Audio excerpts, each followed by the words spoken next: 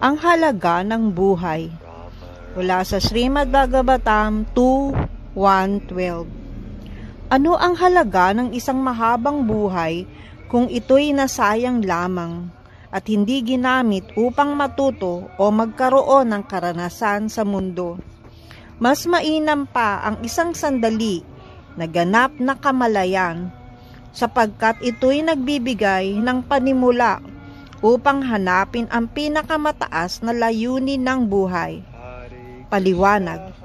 Itinuro ni Srila Sukadeva Goswami kay Maharaj Pariksit ang kahalagahan ng pagbigkas ng banal na pangalan ng Panginoon para sa bawat taong nagnanais ng tunay na pag-unlad sa buhay, upang bigyang lakas ang loob ng hari na may natitirang 7 araw na lamang upang mabuhay.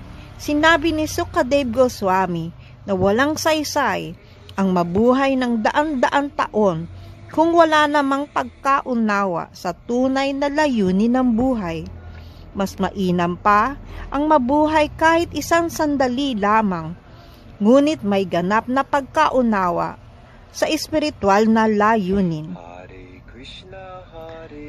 Ang pinakadakilang layunin ng buhay ay makamtan ang walang hanggang pag-iral na may ganap na kaalaman at kasiyahan. Yaong mga nalilinlang ng panlabas na anyo ng material na mundo at abala lamang sa makamundong gawin ng pagkain, pag-inom at kasayahan ay nagsasayang lamang ng kanilang buhay habang palihim na lumilipas ang mahahalagang taon. Dapat nating maunawaan sa buong kamalayan na ang buhay ng tao ay ipinagkaloob sa atin upang makamtan ang tagumpay sa espiritual na antas. At ang pinakamadaling paraan upang makamit ito ay sa pamamagitan ng pagbigkas ng banal na pangalan ng Panginoon.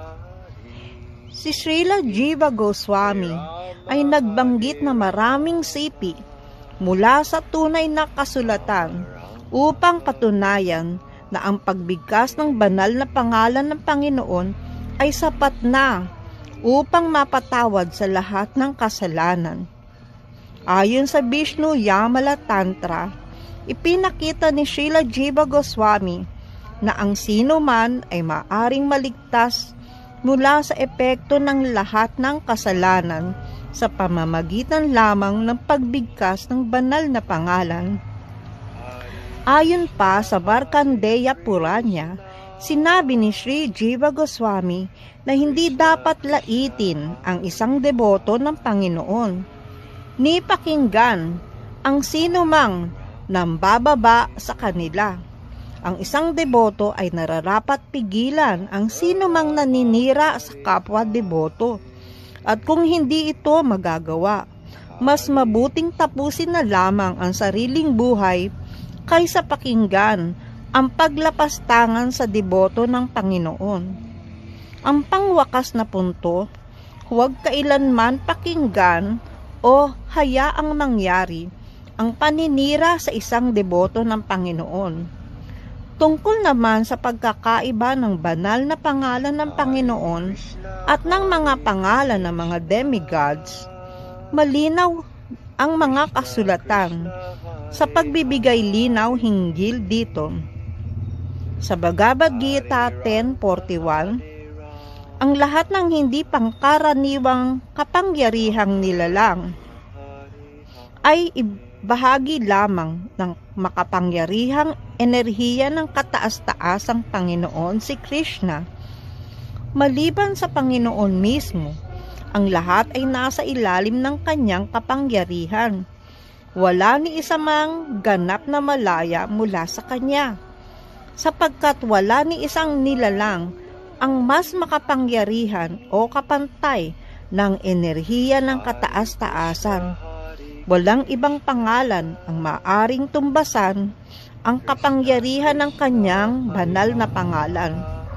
Sa pagbigkas ng banal na pangalan ng Panginoon, maaring matamo ng isang tao ang buo at lubos na kapangyarihan na nagmumula sa lahat ng pinagmumulan. Kaya't hindi dapat ipantay ang banal na pangalan ng Panginoon sa alinmang ibang pangalan. Paliwanag, si Brahma, Shiva at iba pang makapangyarihang Diyos ay hindi kailanman maaring ipantay kay Vishnu, ang kataas-taasang Panginoon. Ang makapangyarihang banal na pangalan ng Panginoon ay may kakayahang magligtas sa isang nilalang mula sa epekto ng kasalanan. Subalit ang sino mang gagamit sa banal na pangalan upang isulong ang kanyang masasamang layunin ay isa sa pinakamababa sa mga nilalang. Ang mga ganitong tao ay hindi patatawarin ng Panginoon ni sino man kanyang tagapamagitan. Sa makatuwid, dapat gamitin ng isang tao ang kanyang buhay sa pagluwalhati sa Panginoon sa lahat ng paraan at walang anumang paglabag o insulto. Ang ganitong uri ng pamumuhay, kahit isang saglit lamang, ay hindi matutumbasan ng mahabang buhay na puno ng kapangmangan, gaya ng sa mga puno o hayop na maaring mabuhay ng libu-libong taon, ngunit hindi naman sumusulong sa espiritual na aspeto ng buhay.